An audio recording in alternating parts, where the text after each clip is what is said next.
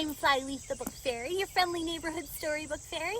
And today I'm reading to you from the beautiful Highlands Mansion, way down in the bottom of the garden where the fairy cottage is. I have a very important question. What is your favorite thing in the whole world?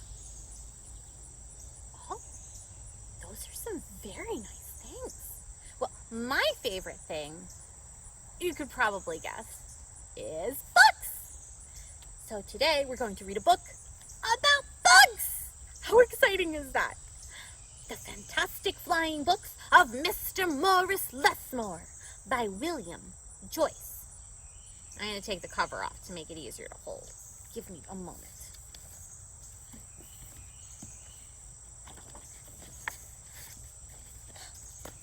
There we go. The Fantastic Flying Books of Mr. Morris Lessmore. Morris Lessmore loved words. He loved stories. He loved books.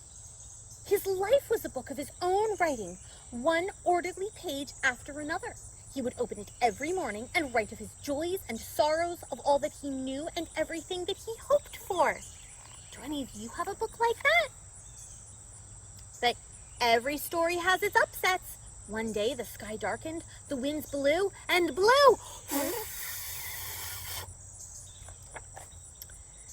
Till everything Morris knew was scattered, even the words of his book. He didn't know what to do or which way to go. So he began to wander and wander. Then a happy bit of happenstance came his way. Rather than looking down, as had become his habit, Morris Lessmore looked up. Drifting through the sky above him, Morris saw a lovely lady. She was being pulled along by a festive squadron of flying books. Morris wondered if his book could fly, but it couldn't. It would only fall to the ground with a depressing thud. The flying lady knew Morris simply needed a good story, so she sent him her favorite. The book was an amiable fellow and urged Morris to follow him.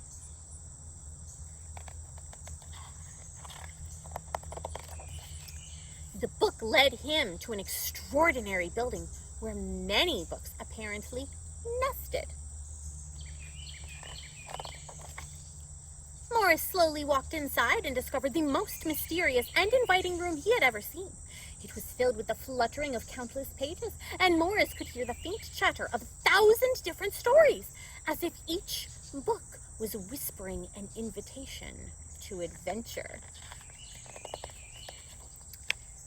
Then his new friend flew up to him and landed on his arm. It held itself open, as if hoping to be read. The room rustled to life, and so Morris's life among the books began. Morris tried to keep the books in some sort of order, but they always mixed themselves up. The tragedies needed cheering up and would visit with the comedies. The encyclopedias, weary of facts, would relax with the comic books and fictions. All in all, it was an agreeable jumble.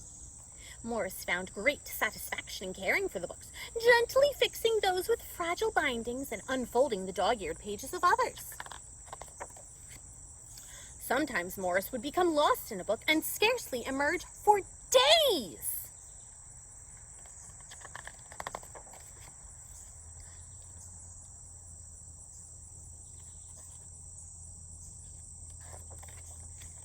Morris liked to share the books with others. Sometimes it was a favorite that everyone loved, and other times he found a lonely little volume whose tale was seldom told.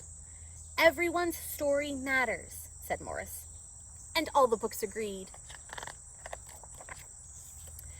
At night, after all the stories that needed telling had been told and everyone had settled down to their proper places on the shelves, the great big dictionary would get in the last word.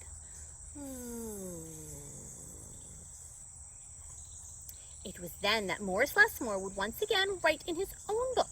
He wrote of his joys and sorrows, of all that he knew, and everything that he hoped for.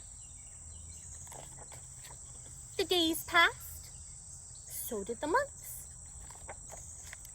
and then years and years. And Morris Lessmore became stooped and crinkly. But the books never changed. Their stories stayed the same. Now his old friends took care of him the way he had once cared for them, and they read themselves to him each night. Then one day he filled the last page in his book. He looked up and said with a bittersweet sigh, I guess it's time for me to move on. The books were sorry, but they understood. Morris put on his hat and took his cane. As he went to the door, he turned and smiled, then waved goodbye. I'll carry you all in here, he said, and pointed at his heart. The books waved their pages, and Morris Lessmore flew away. And as he flew, he changed back to the way he'd been that long ago day when they'd all first met. The books were quiet for a while. Then they noticed that Morris Lessmore had left something behind. It's his book, said his oldest friend. Inside was Morris's story, all of his joys and sorrows, all that he knew, and everything that he hoped for. Then the books heard a small, expectant sound.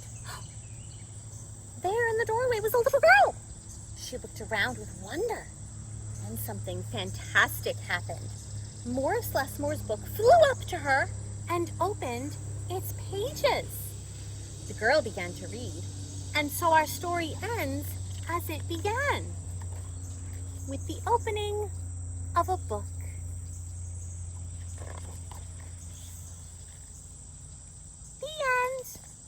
I hope you liked today's book about books.